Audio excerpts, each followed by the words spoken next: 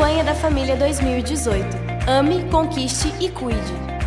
Com muita honra, apresentamos a pastora Jane Camargo. Jane é pastora auxiliar da Primeira Igreja do Evangelho Quadrangular de Curitiba, bacharel em teologia, pedagoga, pós-graduada em liderança e pastoreio, líder do Ministério de Evangelismo Infantil, Intercessão e gestora de missões, líder nacional do projeto AMAI, MUC e coordenadora de treinamentos da SGM. Vamos receber com muito carinho, pastora Jane Camargo.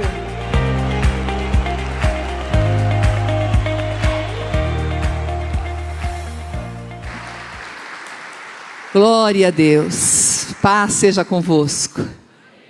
Um tempo de Deus essa noite, um tempo de ministração, palavra do Senhor. Eu quero abrir com vocês e ler, para lermos juntos, Gênesis 45. Gênesis 45.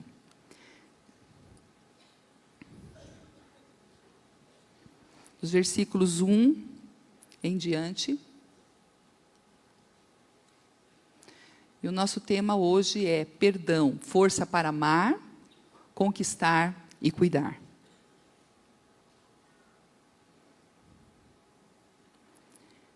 A essa altura, José já não podia mais conter-se diante de todos os que ali estavam. E gritou: façam sair a todos. Assim ninguém mais estava presente quando José se revelou a seus irmãos. E ele se pôs a chorar tão alto que os egípcios o ouviram. E a notícia chegou ao palácio do faraó. Então disse José a seus irmãos: eu sou José. Meu pai ainda está vivo? Mas os seus irmãos ficaram tão pasmados diante dele que não conseguiam responder-lhe. Cheguem mais perto, disse José a seus irmãos. Quando eles se aproximaram, disse-lhes: eu sou José, seu irmão, aquele que vocês venderam ao Egito. Agora, não se aflijam, nem se recriminem, por terem me vendido para cá, pois foi para salvar vidas que Deus me enviou adiante de vocês. Já houve 2 anos de fome na terra, e nos próximos 5 anos não haverá cultivo nem colheita. Mas Deus me enviou à frente de vocês para lhes preservar um remanescente nessa terra, para salvar-lhes a vida com um grande livramento. Assim, não foram vocês que me mandaram para cá, mas sim o próprio Deus. Ele me tornou ministro do faraó e me fez administrador de todo o palácio e governador de todo o Egito. Voltem depressa ao meu pai e digam-lhe: assim diz o seu filho José: Deus me fez senhor de todo o Egito. Vem para cá, não te demores. Tu viverás na terra de Gósen e ficarás perto de mim, tu e os teus filhos, os teus netos, as tuas ovelhas, os teus bois e todos os teus bens. Eu te sustentarei ali, porque ainda haverá 5 anos de fome. Do contrário, tu e a tua família e todos os teus rebanhos acabarão na miséria. Versículo 24. Depois despediu-se dos seus irmãos e, ao partirem, disse-lhes: não briguem pelo caminho. Assim partiram do Egito e voltaram a seu pai Jacó na terra de Canaã. E lhe deram a notícia: José ainda está vivo. Na verdade, ele é o governador de todo o Egito. O coração de Jacó quase parou. Não podia acreditar neles, mas quando lhe relataram tudo o que José lhes dissera, e vendo Jacó, seu pai, as carruagens que José enviara para buscá-lo, seu espírito reviveu. E Israel disse: basta, meu filho José ainda está vivo. Irei vê-lo antes que morra. Amém? Nós temos aqui um momento muito especial na vida de José. O livro de Gênesis contempla cerca de 12 capítulos, em especial sobre José e todo o drama que José viveu. Nós sabemos que José é filho de Jacó e viveu numa família com vários conflitos. E por causa desses conflitos, onde o ciúme, predileção, e depois também a questão mesmo da mágoa, do ódio, dos ressentimentos, afloraram de tal forma que culminaram na venda de José como escravo para a terra do Egito.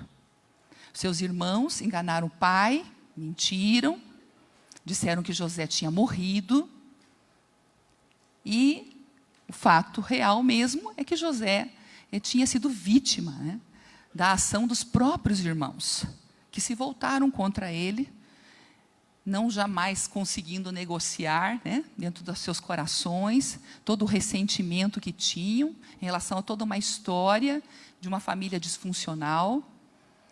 E o fato é que José foi como escravo para o Egito e passou momentos muito difíceis na sua vida. No Egito, teve um tempo como escravo na casa de um general, Potifar. Dali de Potifar, aquele comandante egípcio, também passou por situação difícil, acabou na prisão, difamado injustamente. Mas a Bíblia fala para nós que em todo momento, todos esses tempos difíceis, principalmente há um texto muito especial em Gênesis 39, que fala que o Senhor, desde o início do capítulo, né, já na casa de Potifar, no versículo 2, a Bíblia fala para nós, o Senhor estava com José, de modo que este prosperou. Depois, lá na prisão, no versículo 21, José foi para a prisão, mas o Senhor estava com ele e o tratou com bondade. Depois, no final, quando ali, esquecido na prisão, nós temos também novamente o Senhor reafirmando isso, porque o Senhor estava com José, ele concedia bom êxito em tudo que ele realizava. O fato é que José passa aquele tempo na prisão, e depois desse período como prisioneiro, então ele é colocado numa posição de poder, por intervenção do Senhor, um sonho de Faraó. Então ele é chamado lá da prisão direto para o palácio, para interpretar o sonho de Faraó. E não só interpretar o sonho, mas Deus havia dotado José de muita sabedoria, e além da interpretação que foi de Deus, o discernimento para colocar então o que iria acontecer no Egito, além disso, José também deu o conselho sábio. O que fazer diante da situação tão difícil que o Egito enfrentaria? E o conselho foi ouvido. E o homem escolhido para administrar a partir daquele conselho e colocar em prática todo aquele plano foi o próprio José. Deus agiu e moveu todas as situações que eram contra José e o colocou naquela posição. Mas agora nós temos então um novo momento. Já passaram os anos de abundância, já estão agora os anos de fome sobre a terra do Egito, já 2 anos de fome. Então a família de Jacó, ela, vendo a necessidade, sabendo que havia no Egito alimento, então a família de Jacó vai buscar alimento no Egito. E aí então José, num daqueles momentos de Deus, né, que Deus prepara, encontra os seus irmãos. Mas não é reconhecido por eles. Sim, os anos passaram, de um adolescente, agora um homem, e egípcio, como um egípcio, vestido como egípcio, né, falando um outro idioma. Então, não havia nenhuma lembrança, e os irmãos achavam que ele estava morto. Para os irmãos, José tinha morrido. E agora, então, começa um processo todo, em que Deus está tratando toda aquela situação, e os irmãos de José. E também, de certa forma, nós vemos um trabalho todo de Deus na vida de José. José, eu entendo que José já havia liberado o perdão para os seus irmãos. Mas havia todo um processo de cura emocional que Deus estava trabalhando aqui. E hoje eu quero trabalhar com você mais em especial, porque essa história é longa, ela é linda, maravilhosa. Mas eu quero trabalhar mais em especial este momento que nós acabamos de ler, no capítulo 45, onde, depois de 1 ano de idas e vindas, Você pode ler os detalhes depois, se você quiser, em casa, nos capítulos anteriores. Nós vamos ver, então, agora, esse momento do encontro e da revelação. E eu quero tirar algumas lições para nós na questão do perdão. E mostrar como o perdão é valioso, como ele é importante para as nossas vidas. Nós entendemos que não há família perfeita, não é verdade? Todos nós aqui somos aprendizes da vida. E não é fácil. Principalmente a questão de família. Uma vez eu li um comentário que mostra bem como realmente é um desafio a questão da família, né? Diz que um palestrante disse: antes de ter filhos, antes não tinha filhos e tinha 3 conselhos importantes sobre criação de filhos. Agora eu tenho 3 filhos e não tenho mais nenhum conselho. Por quê? Na caminhada nós descobrimos que não é fácil. As pessoas são diferentes, as situações em que às vezes nós estamos no seio familiar, os desafios nos relacionamentos. E às vezes nós oramos, aqui os pais concordam comigo, eu sei, e dizemos: Senhor, e agora? O que eu faço? Agora, Senhor, o que eu falo? E as relações humanas, elas são complexas, muito complexas. Quem sabe você não tem a família, nem quero que você tenha, a família como a família de José, né? Uma família muito difícil. Mas ela mostra para nós, porque Deus, é tão interessante isso, né? Deus não esconde, a palavra revela o homem tal qual ele é. E isso para nós é um conforto. Porque a gente olha ali e vê, olha só, né? Uma família de um patriarca com tantas dificuldades. Nós também temos as nossas dificuldades. Nós também temos as situações difíceis, as batalhas no nosso dia a dia. Mas há um ingrediente muito importante na constituição de uma família que vence, de uma família que ultrapassa as fronteiras, que vai além, vitoriosa no Senhor. E esse ingrediente é o perdão. Porque falha vai acontecer mesmo. Dificuldades nós vamos ter mesmo. E o perdão é realmente algo divino. Nós vemos isso na própria Escritura. O modelo do perdão em Jesus Cristo. Deus enviando Jesus Cristo para restaurar, para nos resgatar. Deus enviou o seu Filho ao mundo. Não para que condenasse o mundo, mas para que o mundo fosse salvo por ele, diz a palavra. Ele amou e deu o seu Filho, de João 3,16.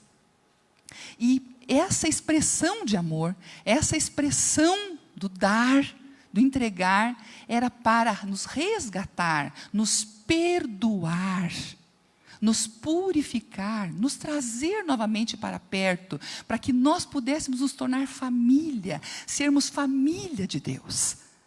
Imperfeitos como somos, mas chamados, resgatados, perdoados, e agora chamados graciosamente filhos de Deus. Aleluia! Você é um filho de Deus, uma filha de Deus, através de Jesus Cristo. O perdão deve ser exercitado dentro dessa família de Deus, mas o perdão também deve ser exercitado e começar lá na nossa casa, nas nossas pequenas famílias imperfeitas, aonde a prática do perdão deve ser algo do cotidiano, da nossa vida diária, onde o princípio do perdão deve ser ensinado aos nossos filhos, para que eles possam exercer e também, quando casarem, quando tiverem os seus lares, eles possam praticar o perdão e ter famílias saudáveis.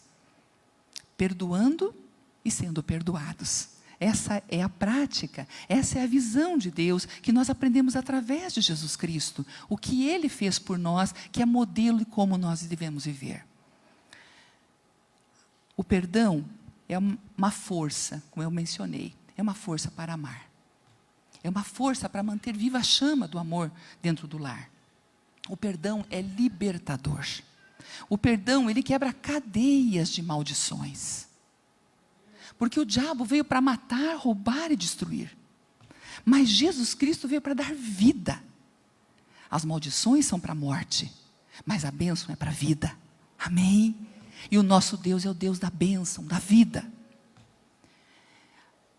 A falta de perdão leva à culpa, que gera muitas enfermidades, muitas doenças na alma do ser humano, doenças da alma e até doenças físicas. Eu fico pensando como deve ter sido difícil para os irmãos de José. Um segredo em grupo. Um segredo entre eles. Eles sabiam o que eles tinham feito. Mas eles mentiram para o pai. E cada vez que eles olhavam Jacó sofrendo, porque a Bíblia fala que Jacó sofreu muito, porque ele entendeu que o filho estava morto. Porque que um animal havia atacado seu filho. Porque assim que eles fizeram, entregaram uma túnica, a túnica de José cheia de sangue. Eu fico pensando, carregar isso durante tantos anos, uma mentira arquitetada, para não enfrentar o seu pecado, para não pedir perdão, para não resgatar. A verdade sempre é melhor. A maneira de falar, ao momento de falar, mas a verdade sempre é o melhor. E aquela mentira foi mantida. Queridos, manter uma mentira custa muita energia. Eles devem ter se desgastado muito. Eles devem ter sentido essa culpa durante muitas conversas de família, em muitos momentos de família, quando vinha à tona a questão de José. Quando olhavam para o pai, o coração pesado pela mentira, pela farsa e pelo medo. Como enfrentar agora? À medida que o tempo foi passando, deve ter sido muito mais difícil ainda. Não aliviou. Porque pecado não confessado não tem alívio com os anos. Está lá. Está lá. E ele não foi enfrentado. E havia isso no ar, sempre pairando, e nos corações, o peso nos corações. Mas agora, nesse momento histórico que nós acabamos de ler, nós vimos que agora eles vão ter que enfrentar a realidade. Enfrentar essa realidade, que eles tanto fugiram. E nós percebemos até um pouco sobre isso, quando nós voltando aqui atrás, na vida de José, em alguns momentos, quando é o primeiro encontro que eles têm com José, que eles não conhecem, que é José, é tão interessante porque acontecem algumas situações em que José os confronta e veem como se eles fossem, então, espiões. E ali eles passam um aperto diante daquele homem que eles veem como grande autoridade, o governador do Egito, e realmente tinha essa autoridade, mas eles nem imaginavam que era o seu irmão. E a Bíblia diz para nós, no capítulo 42, verso 21, que eles disseram uns para os outros: certamente estamos sendo punidos pelo que fizemos ao nosso irmão. Vimos como ele estava angustiado quando nos implorava por sua vida, mas não lhe demos ouvidos, por isso nos sobreveio esta angústia. O peso da culpa estava lá. Então eles relacionaram aquela situação já que eles estavam pagando pelo que eles tinham feito no passado. Como é libertador perdoar, queridos. Como é libertador perdoar. Como é libertador pedir perdão. O perdão, a implicação do perdão é entregar a Deus o direito de lidar com as ofensas. Quando nós liberamos o perdão, nós estamos entregando a Deus o direito que Ele lide com aquelas ofensas. Porque às vezes, alguma coisa não vai ser acertada. Existem até situações que hoje são impossíveis de se acertar. Porque até alguma das pessoas envolvidas naquilo já deve ter falecido. pode não estar mais próxima, ou pode não querer falar sobre isso. Como os irmãos de José, fugindo de enfrentar a situação. E qual que deve ser então a nossa atitude?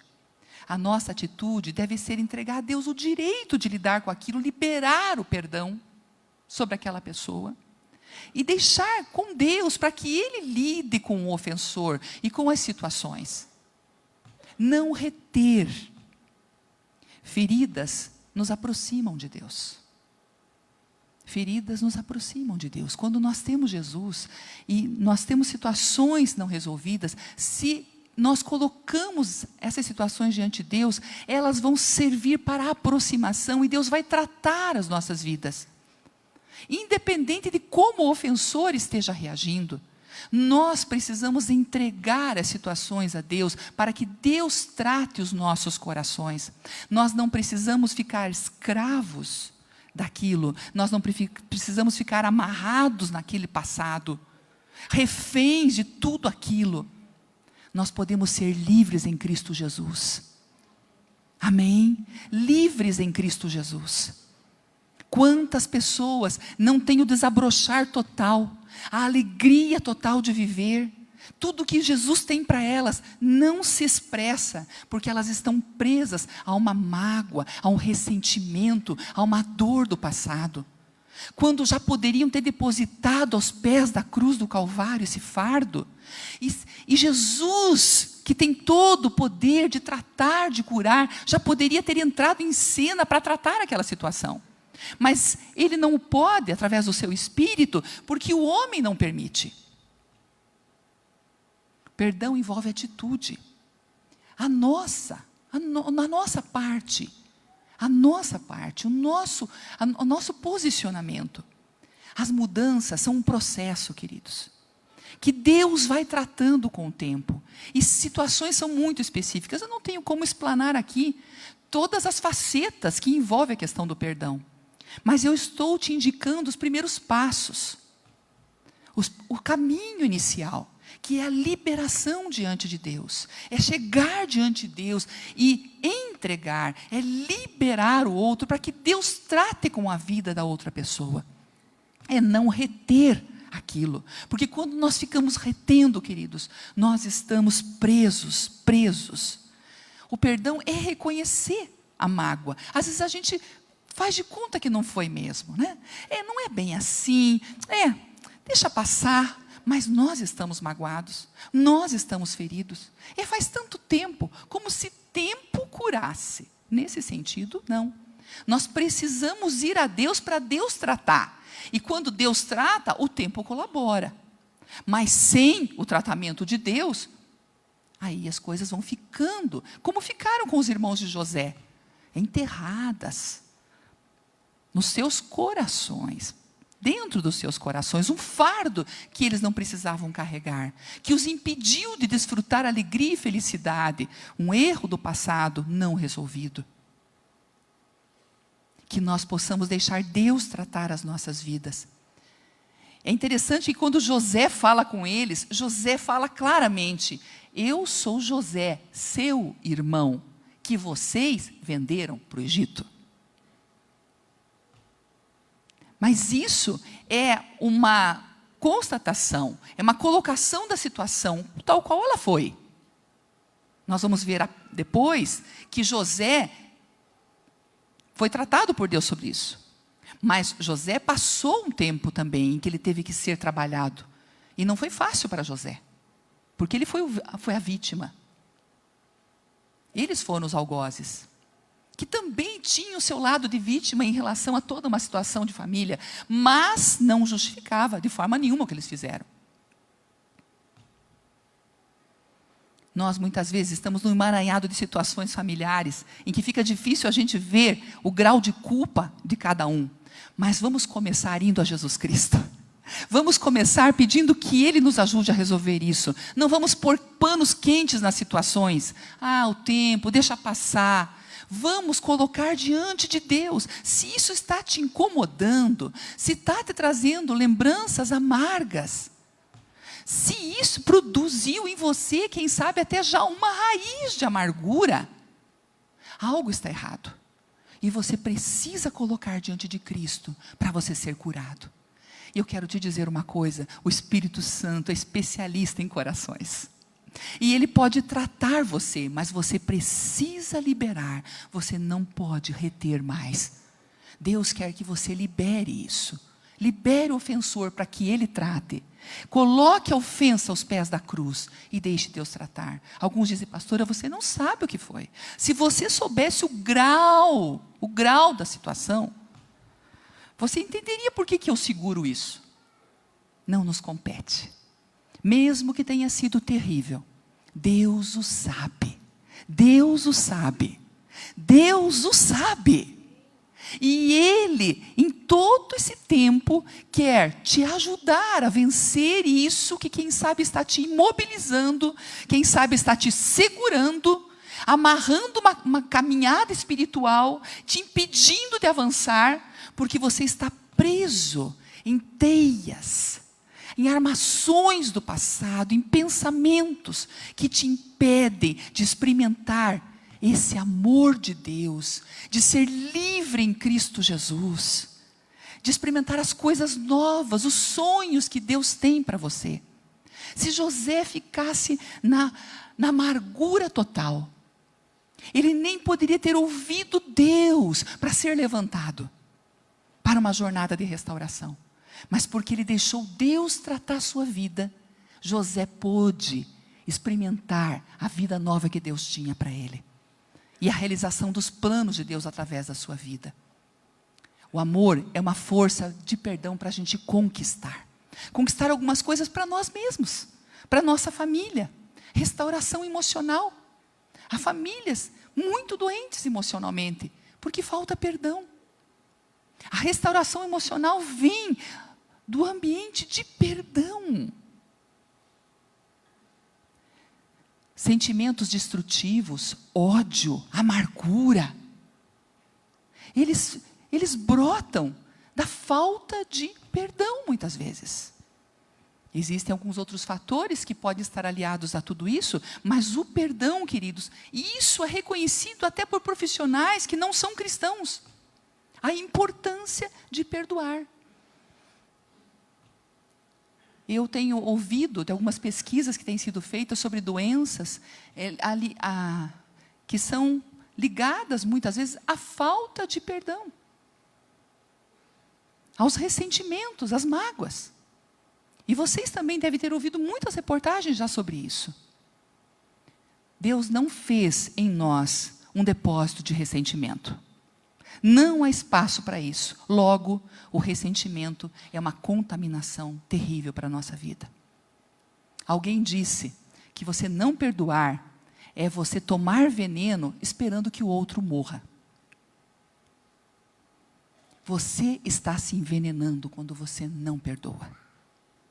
Agora, quando nós damos os passos para a restauração, então emocionalmente Deus pode agir. É interessante que José fala para os seus irmãos, né, algo, sem quem sabe todo o entendimento disso, mas no versículo 5, ele menciona, né, não se aflijam, não se aflijam. Quer dizer, chega de aflições emocionais, não se aflijam mais sobre isso, não se aflijam, não se recriminem. É outra questão interessante, né, que às vezes nós jogamos a culpa. Nós trabalhamos de tal forma, mas aconteceu assim, mas porque o outro fez isso, porque o outro falou aquilo, porque agiu de tal maneira, então por isso que eu acabei tendo que, e agora eu falei aquilo, magoei. Agi daquela maneira, sim, feri, mas porque também recebi. Queridos, nós precisamos liberar, entender a nossa parte, aonde está a nossa parte, a culpa, e aí precisamos liberar. Não precisamos ficar nos justificando, não é isso que Deus espera. Ok? Não é isso que Deus quer de nós. Libera aonde você é o culpado, aonde você falhou, aonde você colocou a lenha na fogueira. Essa parte que você fez, você precisa tomar providências. Não avaliar o que o outro fez para poder, buscando uma autodefesa. Para que o outro então tem que fazer, porque Eu só respondi ao que o outro fez. Se você falhou em relação à pessoa, eu não falo de coisas muitas vezes da infância, de situações de abuso na infância, que a pessoa não teve culpa, mas foi uma manipulação de adultos, de pessoas doentes, pessoas perturbadas, maus tratos na infância. Eu não estou falando disso, eu estou falando de um relacionamento que muitas vezes nós estamos interagindo com pessoas e falhamos também. E às vezes queremos nos justificar somente olhando para o outro. Agora, quanto a esses abusos, quanto à violência sofrida na infância, que muitos têm histórias tão terríveis nas suas vidas, eu quero te contar uma coisa: Jesus também pode curar. Jesus também pode restaurar. Amém? Porque Ele te ama e Ele tem todo o poder para isso. Se você passou por uma situação assim, Ele também quer que você libere perdão para aquela pessoa e deixe-o curá-la. Deixe Jesus tratar você, curar você. E Ele vai ver, Ele vai resolver. Quem sabe você não tenha mais nem como resolver essa situação. Num reatar, num perdão, numa restauração, mas Deus pode tratar essa situação, porque Ele tem todo o controle. Você está aqui, amém? Você está aqui, e enquanto nós estamos aqui, há tempo, é o tempo nosso, é o nosso momento, em que Deus pode nos tratar, nos levantar, para sermos, como eu falei, agentes de cura para aqueles que precisam. Há uma restauração também mental. Às vezes no meio de mágoas e ressentimentos, sabe o que acontece? Nós ficamos muito confusos quando nós deixamos a mágoa. Ela contamina os nossos pensamentos, os ressentimentos, eles nos contaminam. E nós perdemos a clareza de raciocínio. Nós não temos a renovação que Romanos 12 fala, tão importante da nossa mente. A nossa mente fica corrompida com tudo aquilo, com as nossas emoções doentes. E a nossa estrutura mental, a nossa estrutura de pensamentos fica também atormentada. E nós vemos então tantas pessoas com raciocínio, com a maneira de colocar as coisas, que você vê que a pessoa está doente, ela não tem um pensamento saudável. É tão interessante que quando você deixa Deus agir na questão do perdão, a clareza que Deus vai te dando sobre as coisas, te possibilitam você viver a vida. Você sair daquele círculo vicioso que você entrou pelo ressentimento e pela amargura, e pela falta de perdão. É interessante que José fala isso com uma clareza. Não foram vocês que me mandaram para cá, mas o próprio Deus. Ele me tornou ministro do faraó. Ele me fez administrador de todo o palácio. O entendimento que José tinha de como Deus havia trabalhado através das circunstâncias, mesmo tão malignas, com intentos maus, mas Deus conseguiu, como ele fala lá em Gênesis 50, transformar o mal em bem. Quando nós colocamos a nossa vida diante de Deus, independente do que passamos, da nossa história, do sofrimento que nós passamos, Deus pode usar tudo para a sua glória, combustível para a glória de Deus. Aleluia. E Ele levanta uma nova história. E o nome dEle é glorificado naquela situação. E aquela situação pode se tornar uma jornada na sua vida, se manifestar numa nova jornada, em que Deus vai mostrar a outros o poder dEle, através de você. Isso é um mistério. Isso é um mistério. Como Deus pode pegar coisas ruins e transformá-las em coisas boas para a sua glória. Não que aquilo se torne bom exatamente, não que o mal se torne bom, você está entendendo? Mas Deus consegue retirar e manifestar o seu poder, para que o nome dEle seja glorificado, e que outros que passaram por aquele caminho, possam então ser restaurados. A visão clara de José se deve ao fato de ele ter colocado a sua vida nas mãos de Deus. Ele conseguia ver projetos, sonhos. Ele se tornou um sonhador dos sonhos de Deus. Deus quer que você se torne um sonhador dos sonhos dEle. Mas para isso você precisa estar curado. Para isso você precisa estar restaurado. Para que os sonhos de Deus fluam através da sua vida em direção a outras pessoas. Para você ser esse agente abençoador de vidas, você precisa permitir cura e restauração, que só o Espírito Santo pode fazer. E há um alerta sobre isso que eu quero deixar para você, que o próprio Jesus, que falou muitas vezes sobre perdão, é muito interessante, Jesus falou muitas vezes sobre a questão do perdão. Em uma parábola em Mateus 18, 21 a 35, Jesus fala sobre o credor incompassivo. Ele fala de um homem que foi perdoado de uma grande dívida, uma dívida impagável, uma soma gigantesca. Diante do rei, ele foi perdoado. O rei o perdoou. Mas ele sai e encontra um conservo dele, um empregado dele, que devia, assim, coisa mínima, perto do que ele, da dívida que ele tinha sido perdoado. Mas ele fica irritado quando ele encontra, você não me pagou, e agora você vai pagar. Mas tenha paciência, eu vou te pagar. Não, você vai preso até você pagar. Bom, segundo a parábola que Jesus contou, logo a notícia chegou para o rei. E o rei ficou muito irritado. Como é? Eu perdoo uma dívida impagável. E agora, ele não quer perdoar uma pequena dívida? Chama aqui. Então, na parábola, aquele homem que não perdoou, teve o perdão cancelado. É algo assim assustador. Perdão, o rei cancelou o perdão.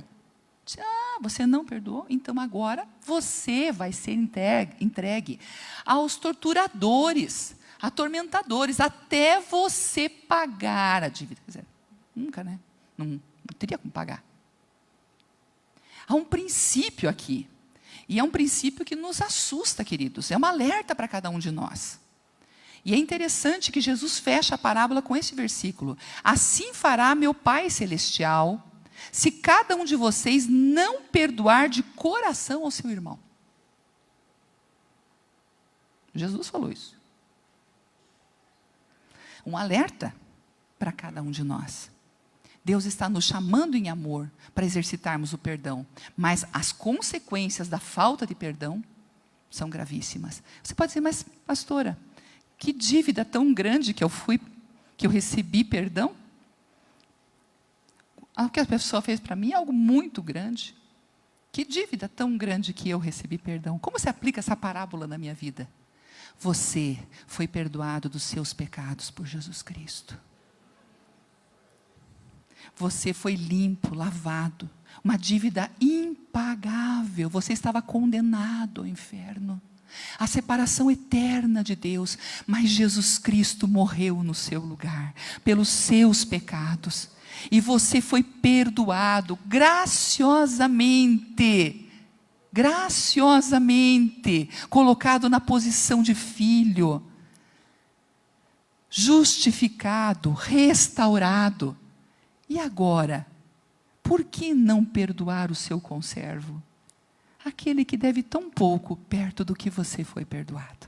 Entendeu a parábola? Entendeu como ela se aplica à nossa vida? Que nós possamos lembrar sempre disso. E pedir ao Senhor que nos ajude a liberar perdão. Porque nós só poderemos conquistar. Nós só veremos conquistas na nossa família quando o nosso lar for um lugar onde se pratica o perdão. Um estilo de vida que pratica o perdão. Eu quero te deixar 4 passos importantes. Primeiro, quando as coisas acontecerem, não deixe aquilo se acumular. Confesse. Se possível, acerta na hora. Acerta logo que as coisas se encaixarem, que houver um momento de uma conversa. Isso no casamento, isso com os filhos. Porque a gente falha muito, não é verdade? Então, por que não já dizer, eu falhei, me perdoa. Eu não devia ter dito essa palavra. eu machuquei, me perdoa. Eu estava muito irritado e acabei falando o que não devia. Eu agi de uma maneira que não deveria. Por que não já agirmos com o espírito quebrantado, humilde, dispostos sempre? Porque nós vamos ensinar os nossos filhos e eles vão poder praticar isso nas suas vidas. É uma das mais preciosas lições que poderemos ensinar aos nossos filhos. Ter um coração perdoador. Ensinar a pedir perdão e também a receber perdão. Segundo, admitir, aceitar sentimentos, aceitar que nós estamos com os sentimentos. Às vezes a gente fica maquiando os sentimentos. Acho que não é muito.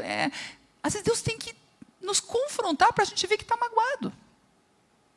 Se você perceber que está magoado com alguma situação, isso não é fraqueza, isso é humanidade, sabia? Isso é humanidade. Somos seres humanos. E muitas vezes nós acabamos feridos. E é interessante como nós acabamos feridos mais por nossas famílias.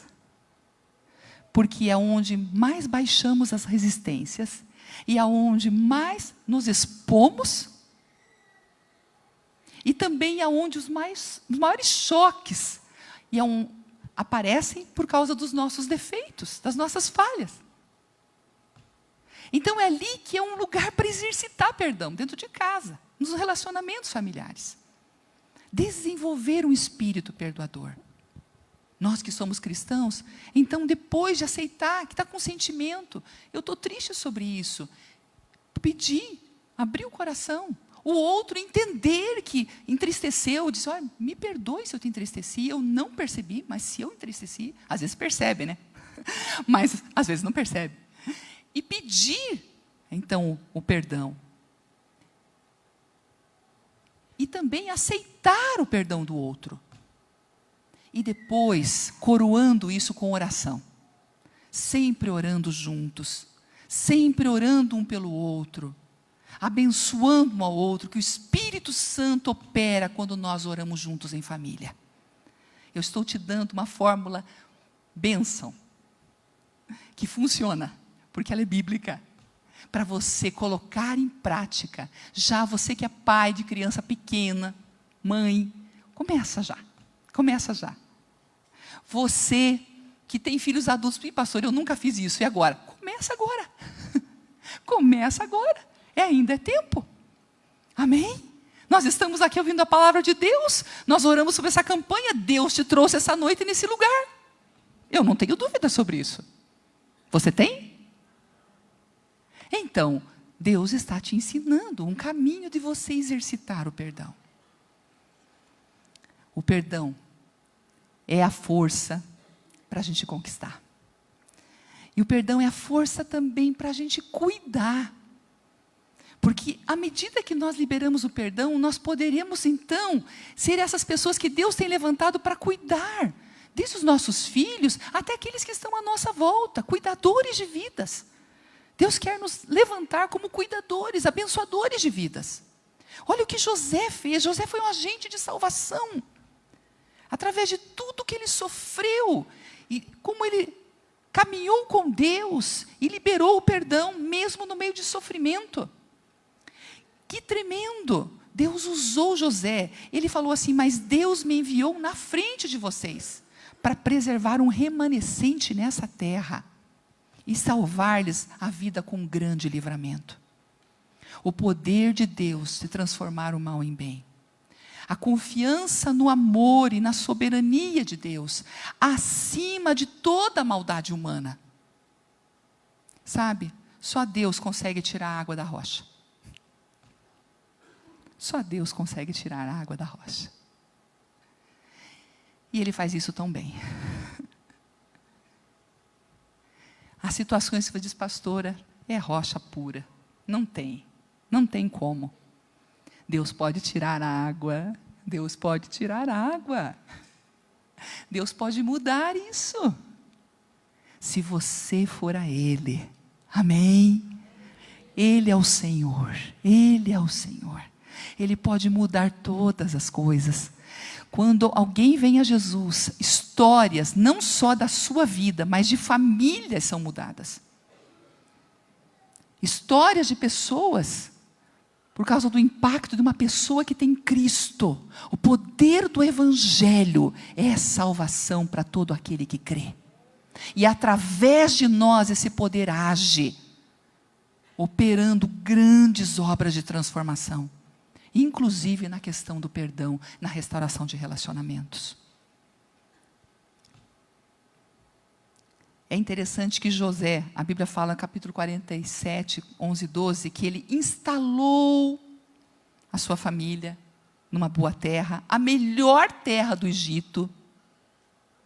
Todo o gado que eles tinham para ser bem cuidado, ele deu-lhes propriedade. E ele providenciou o sustento. E é interessante que o texto fala que providenciou o sustento a todos, a cada membro da família. Menciona isso em detalhes.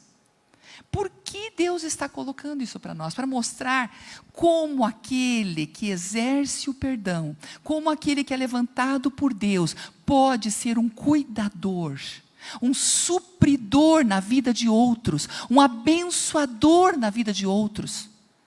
Deus quer te levantar na sua casa, e através da força do perdão, da mensagem do Evangelho, para você ser um cuidador de vidas, para você ser aquele que protege, que abençoa.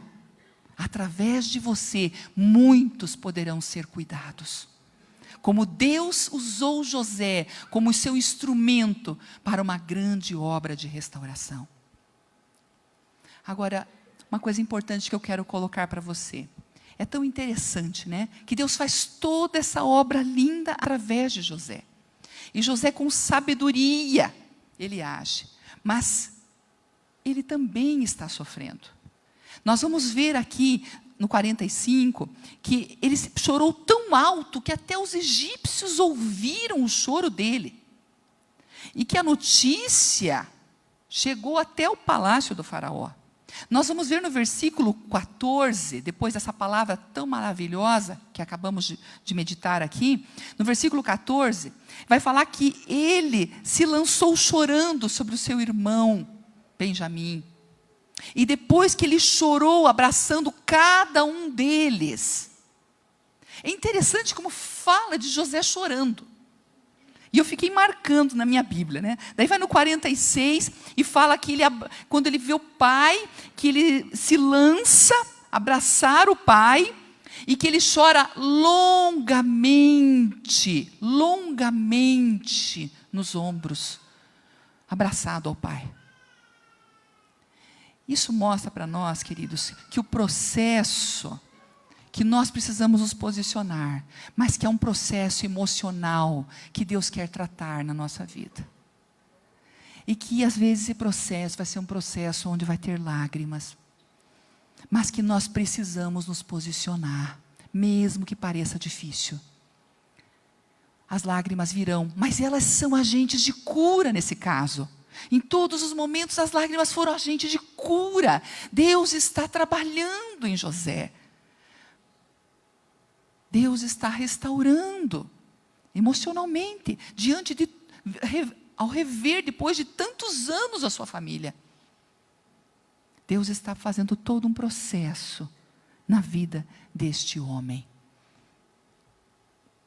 Eu sei que Deus está aqui, na vida de muitos de nós, realizando processos. Pode ser que você diga, pastor, eu já liberei perdão, mas às vezes eu sinto ainda algumas coisas, às vezes eu tenho umas dificuldades ainda, mas eu já liberei. Então fica firme nessa liberação. Fica firme, menciona, quem sabe, se necessário, quantas vezes for. Está liberado o perdão, está liberado, está, Senhor, em nome de Jesus, eu reitero isso, essa palavra, coloco diante do Senhor que eu liberei perdão. Eu não vou reter isso, porque muitas vezes é necessário, porque é um processo na nossa alma. Você vai ver no choro que Deus está tratando ainda. Embora Ele tenha afirmado tudo, Ele tenha entendido tudo, a obra de Deus, e Ele esteja caminhando em cima dessa palavra, Ele passa por um processo que você vê a dor do coração, da alma, num processo de cura. Pode ser que você tenha sido ferido, profundamente ferido, e que muito choro ainda aconteça, mas é choro de cura. Deus está restaurando você, amém? Sempre que estiver diante do Senhor e vier um choro, um derramar do coração, derrame o teu coração diante de Deus, porque todas as lágrimas estão diante dEle. Eu passei um tempo muito difícil na minha vida, que eu tive que exercitar a questão do perdão, e foi muito difícil, foram meses, e uma vez Deus mandou uma pessoa orar por mim, e essa pessoa não sabia de detalhes, e essa pessoa falou assim, o Senhor através dela disse, você tem chorado muito, mas eu tenho visto todas as vezes que você tem chorado. E eu chorava longe dos meus pais, porque os meus pais estavam sentindo tanto a minha dor, que eu não queria que eles vissem eu chorar. Então eu chorava em tudo que é lugar, menos perto da minha família, ou de pessoas conhecidas. Chegava a chorar andando na rua, chorava em casa, muito no meu quarto, chorava, abria a janela à noite e ficava chorando, olhando para fora. Chorei muito. E o Senhor falou assim, eu recolhi as tuas lágrimas. E ninguém sabia, queridos. Deus, ninguém sabia humanamente falando, mas Deus que sabe todas as coisas e vê, Ele estava cuidando o tempo todo. Você está entendendo? Essa palavra não é só minha, ela é para você. O Senhor vê todo o teu choro. E Ele está tratando você. Ele está trabalhando na sua vida quando você está diante dEle, chorando diante dEle. Independência dEle, não um choro à parte de Deus, não um choro de raiva, não um choro do ódio, mas aquele choro que leva à restauração, ao derramar da tua alma, e Deus vai tratando, e Deus vai curando, amém? Porque o nosso Deus é Deus que cura, o nosso Deus é Deus que restaura. Não fique refém da culpa, porque nós vamos ver em Gênesis 50 algo muito triste acontecendo, muito triste em Gênesis 50, quando, depois que Jacó morre, 17 anos depois, eles estavam no Egito, 17 anos, os irmãos, morre o pai, né, e os irmãos então se reúnem, e aquele pensamento todo, né? Ah, se José tiver rancor contra nós, se ele resolver retribuir todo o mal que lhe causamos. Gente, 17 anos depois desse encontro maravilhoso de Gênesis 45, de toda a obra que Deus fez, de todo um cuidado de José, eles ainda tinham no seu coração algo não resolvido. E então, nós vamos ver o último choro de José. Quando José recebe o recado, que os irmãos acham que ele ainda tem, que ele não os perdoou. Então, José chora. E os irmãos vêm a ele e dizem, nós somos seus escravos. Então ele fala assim, não tenham medo. Estaria eu no lugar de Deus? Olha que entendimento, né? Estaria eu no lugar de Deus? E o que eu vou fazer? Eu não vou colocar a minha mão para julgar, para nada. Não sou eu, não sou Deus. Vocês planejaram mal contra mim, mas Deus o tornou em bem, para que hoje fosse preservada a vida de muitos. Aleluia. Por isso não tenham medo, eu sustentarei vocês e os seus filhos. E assim os tranquilizou e lhes falou amavelmente. Não carregue a culpa, acerte as coisas, abra o seu coração, deixe Deus trabalhar em você totalmente. Aprenda a caminhar, respirando, né? Exalando o pecado e aspirando o perdão. que você possa praticar essa dinâmica, dessa respiração espiritual também, quanto ao perdão na sua casa, nos seus relacionamentos. Aceite o perdão que em Cristo você recebeu. Libere o perdão aos outros. Peça perdão quando você falhar. Não deixe as coisas passarem. Não deixe, que isso não vai ser bom. E eu quero fechar contando uma experiência sobre isso para vocês. Há um tempo atrás, muitos anos, eu tive um sonho. E foi muito interessante, porque um sonho que eu não entendi nada. Era com uma amiga minha, que eu via de vez em quando, aqui de uma outra igreja quadrangular. E nós nos encontrávamos assim, aleatoriamente. Mas eu sonhei com ela. E eu sonhei que nós estávamos numa região linda, cheia de piscinas. Um lugar maravilhoso, uma água cristalina, muitas piscinas. E todas aquelas piscinas nós podíamos entrar naquelas águas cristalinas. Era um dia lindo. E daí eu encontro com ela. E ela, quando eu encontro com ela, mas que estranho, a minha amiga estava carregando um corpo morto, um defunto nas costas. Presa naquele defunto. E eu olhei para ela e disse, o nome dela, falei na fulana, que é isso? Você carregando esse corpo morto nas costas. Livre-se. Enterre esse corpo. Olhe as águas. Olhe todas essas águas. Você não pode entrar nas águas com esse corpo. Isso vai te contaminar. Vai contaminar, não pode. Enterre. Isso foi um sonho. Muito estranho. Mas aquelas coisas de Deus, Passa uma semana, nós nos encontramos esporadicamente, mas passou uma semana e encontrei com ela. Encontrei, quando a vi, assim, entrando pela porta, já lembrei do sonho. Mas, olha, sonhei com você na semana passada. Aquela história, sonhei com você, já tem aquela curiosidade, o quê, Aí eu comecei a contar o sonho. Gente, eu não consegui terminar o sonho. Ela desatou a chorar, mas ela chorava tanto diante de mim, que eu disse, já sabia que era algo muito claro para ela aquele sonho. Então ela disse para mim, Jane, é exatamente isso que está acontecendo com a minha vida. Eu estou com um problema sério de relacionamento. E eu estou com uma mágoa muito grande com essa pessoa. Já tentei acertar, não consegui. E agora eu estou muito magoada. Eu tenho pensado em deixar da igreja. E ela foi abrindo o coração e era muito terrível. E ela era uma pessoa muito dedicada ao Senhor, amava o Senhor. E eu fiquei ouvindo tudo aquilo e ela chorando muito. Então ela disse para mim assim, olha, eu preciso que você ore comigo. Se você sonhou isso, agora eu entendi. Eu só disse para ela, bom, a mensagem é, enterre. Então, vamos enterrar juntas. E nós oramos, ali tivemos um tempo especial. Foi lindo mesmo.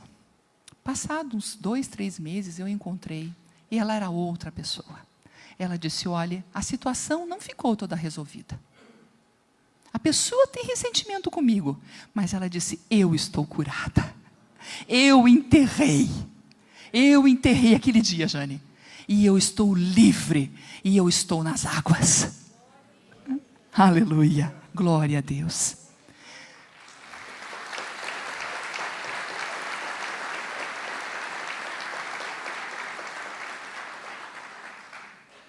Eu não sei, em especial, o que Deus ministrou ao seu coração. Eu não sei se você precisa perdoar, se você precisa pedir perdão, se você precisa entregar a culpa e livrar-se dessa culpa. Eu não sei, mas tenho certeza que Deus falou com muitas pessoas hoje aqui. E eu quero orar por você, que sentiu o toque do Senhor em especial, que você precisa, pastor, eu preciso de ajuda. Quem sabe seja uma situação de muito tempo. E você sente que precisaria que alguém orasse por você sobre isso. Nós vamos orar especialmente hoje, ministrar por pessoas que precisam de ajuda na questão do perdão.